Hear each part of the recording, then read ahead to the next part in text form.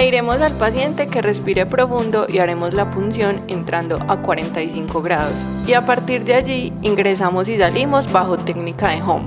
Hay que entender que el macetero es una especie de abanico. Realizaremos entonces movimientos en todas las direcciones. Le pedimos al paciente respirar tranquilamente. Iremos hacia la rama mandibular. Luego se hace apertura hacia el cigomático.